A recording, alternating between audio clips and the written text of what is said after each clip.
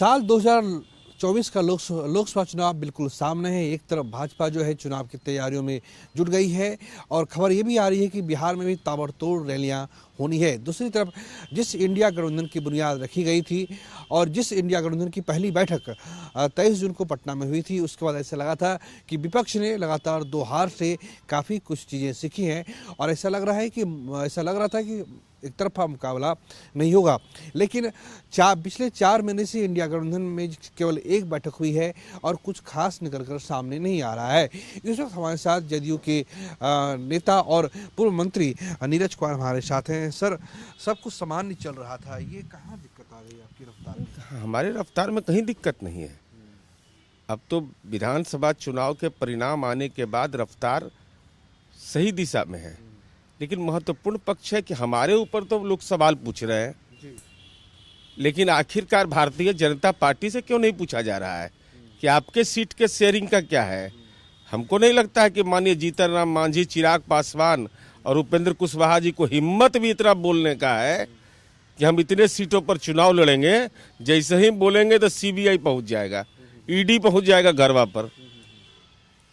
भाई, राजनीति एक दिन का चीज नहीं होता है, लेकिन हमारी उम्मीद यह है कि अब विलंब के ही कारण की जाए, जल्द से जल्द तमाम तथ्यों का पर स्पष्टीकरण होना चाहिए, सीधा मुकाबला की तैयारी होनी चाहिए और साझा नेतृत्व, साझा कार्यक्रम और साझा रणनीति के बुनियाद पर चाहे कितनी भी किसी की पार्टी की राजनीतिक ताकत हो, उसको वोट का बंटवारा नहीं हो, इसको जरूर ध्यान में रखना चाहिए। सर, एक सवाल ये कि जो कांग्रेस जो है, भारतीय राष्ट्रीय कांग्रेस जो है, क्या वो लगता है कि साल 2004 का जो सिंड्रोम था कि उसे लग रहा था कि जिस तरह सोनिया गांधी ने नेताओं को एकजुट किया था, उस वक्त जो यूपीए अलायंस की उन्होंने बनावट की थी, क्या लगता है कि कांग्रेस इस सिंड्रोम से बाहर नहीं निकल पा रही कि अब सब लोग एकजुट हो ही गए, चुनाव जीत लेंगे? नहीं, देखिए, कांग्रेस पार्टी देश की सबसे राष्ट्रीय पार्टी है और हमारी समझ है कि कांग्रेस के बगैर विपक्षी एकता की बात की नहीं जा सकती है।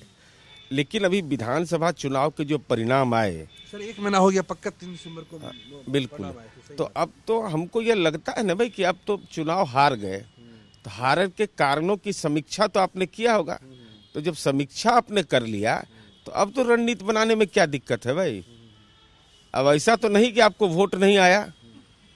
वोट का जो मार्जिन है वो अगर गठबंधन की राजनीति से होता तो चारों खाना चित्त करते। लेकिन खैर, जो हुआ सो हुआ, लेकिन अब विलंब नहीं के ही कारण कीजिए।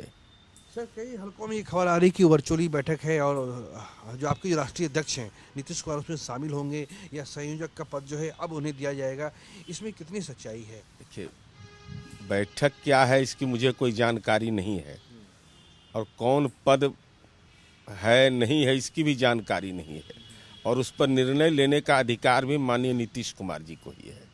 इसलिए इसके बारे में औपचारिक रूप से मुझे कोई जानकारी नहीं। एक आखिरी सवाल ये है कि क्या हम इंडिया गठबंधन को उसी स्वरूप में देखेंगे या फिर कुछ उथल पुथल होगा बिहार में? नहीं, हमारे यहाँ तो बिहार में क्या है उथल पुथल होगा? हो जाएंगे आप लोग इंडिया से क्या? नहीं, ऐसी कोई अवधारणा नहीं है। यहाँ हमारा सीपीआई है, सीपीएम है, माले है, राजद है, जदयू है। यहाँ कहाँ कांग्रेस है? यहाँ पर साझा कार्यक्रम है, साझा नेतृत्व है, साझा रणनीति है। यही तो साझा विरासत का सबसे बड़ा प्रमाण बिहार ही है।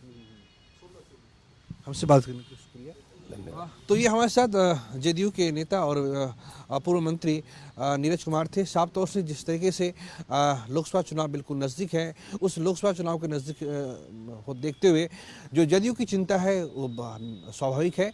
देखना होगा कि इंडिया गठबंधन जो सीटों का जो समझौता है या फिर जो दूसरे मुद्दे हैं उसको किस तरीके से सुलझा सकता है। कैमरा पर्सन आनंद के साथ प्रीतम कुमार, कसस न्यूज, पटना।